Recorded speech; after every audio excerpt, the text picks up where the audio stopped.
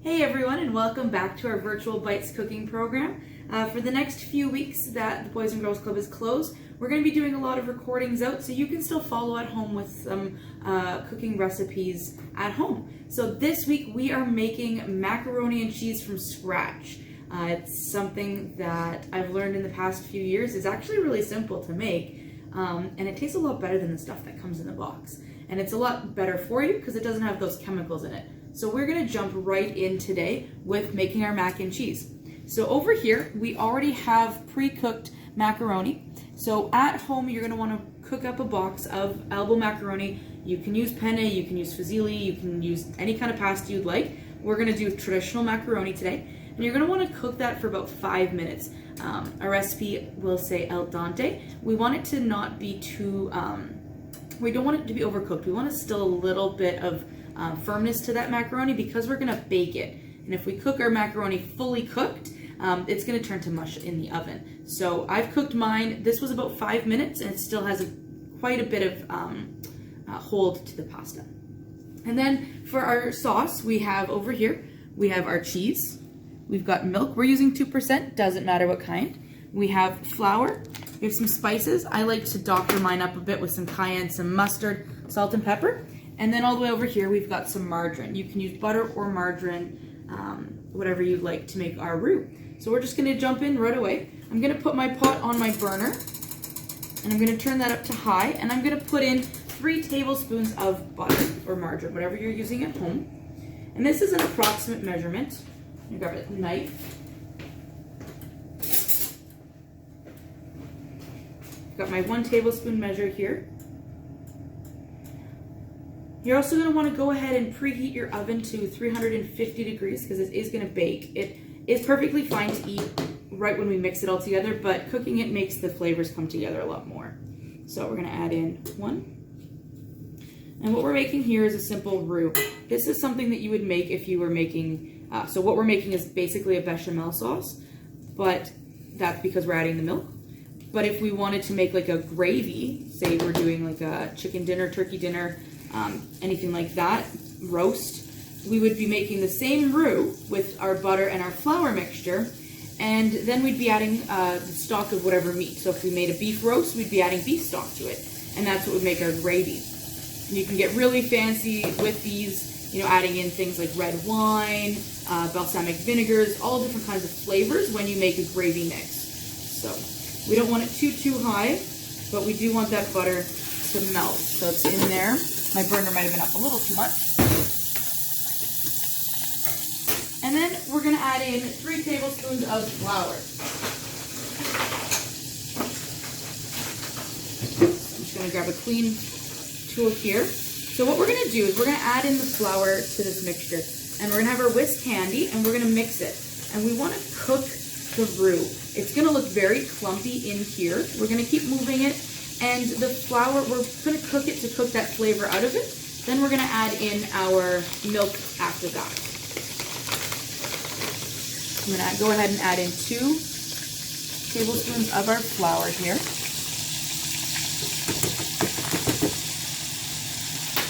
And I'm gonna go ahead and start cooking that. And it's gonna look very clumpy and lumpy. And you can see already it's kind of forming like a bit of a paste.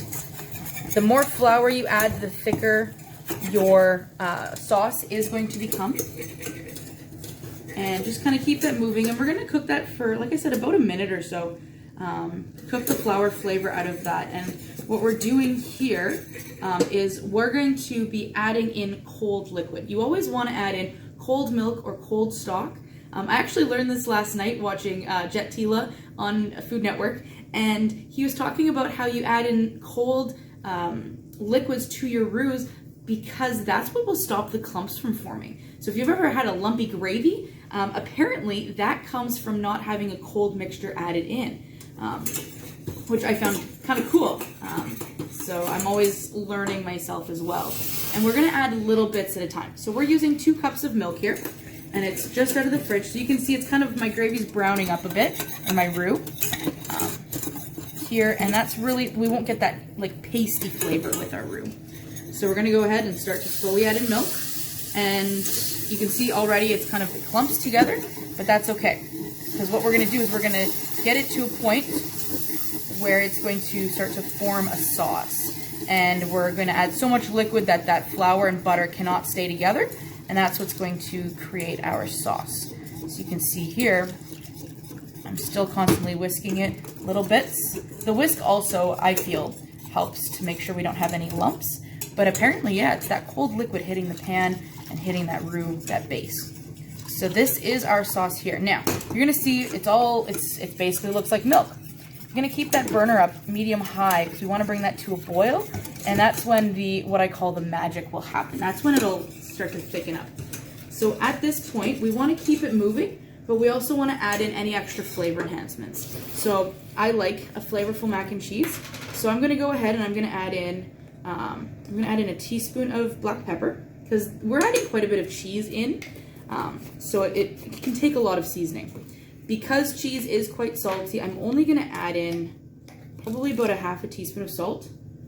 And I did salt my water when I cooked my pasta, so there's lots of flavor throughout. People sometimes are afraid to use salt because sodium, if we have too much sodium, it's not good for us. But it is important as a flavor component that we put it in our dishes. So when we use it with our cooking, a good rule of thumb is to taste your food before you add table salt to it. Because if you think that little bit of salt that I added in here is going to go through our whole container of mac and cheese.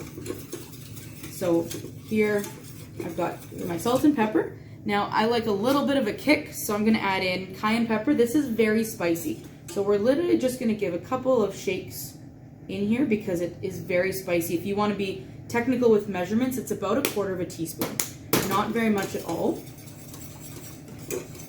And then to bring out the flavor of the cheese, and some of you at home might have heard about this before, we're actually going to put in some mustard powder. We're going to put in a teaspoon of mustard powder. And it, again, just helps enhance the flavor of the cheese. If you don't have mustard powder at the end, I know lots of people like to put ketchup into their mac and cheese. Try putting a little tiny bit of mustard in. Not a lot, but a teaspoon, and mixing it up. So as I've done this now, I can feel at the bottom that it is starting to stick a little bit, which means it's going to get to that point of thickening soon. So we're just going to keep going on our burners here. And our cooking group has found that it really varies what type of stovetop elements you have. Our new ovens over there in our stovetop, it'll boil in about a minute, which is very quickly. Older ovens, coils, different things, propane heat, gas heat, they'll all boil at different temperatures. So it really, I can't tell you how long this is going to take. It's more about a feel. Okay. So I can feel it starting to thicken. But we're also still not at a complete boil yet. But it does look a little bit thicker, more like a heavier cream at this point. So, there we go, that.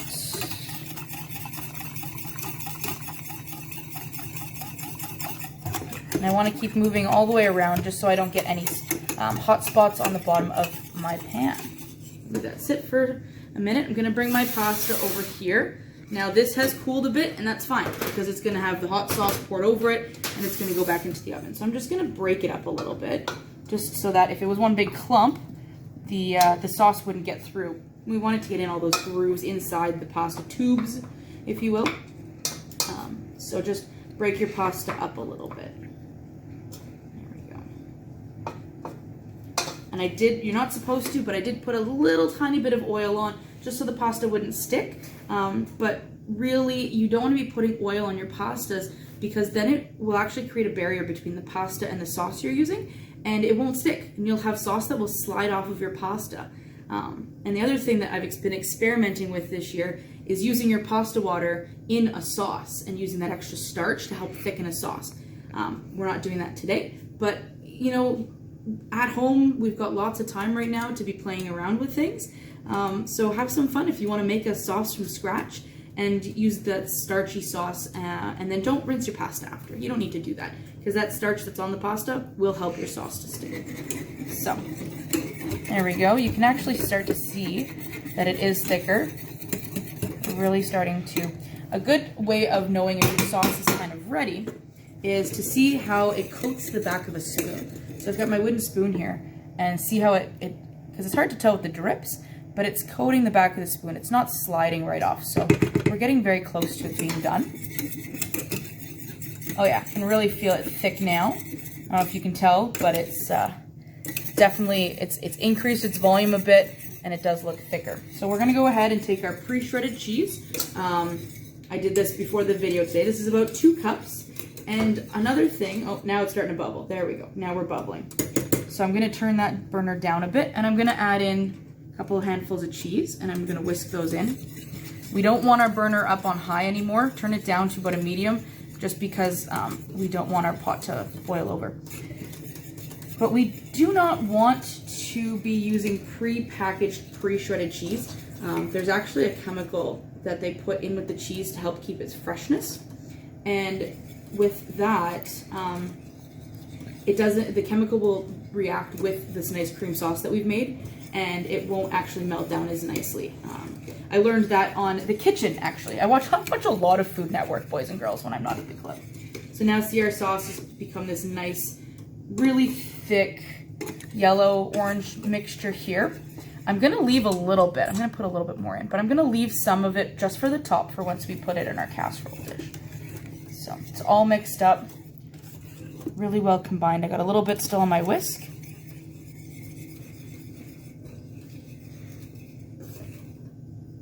Nice and thick sauce.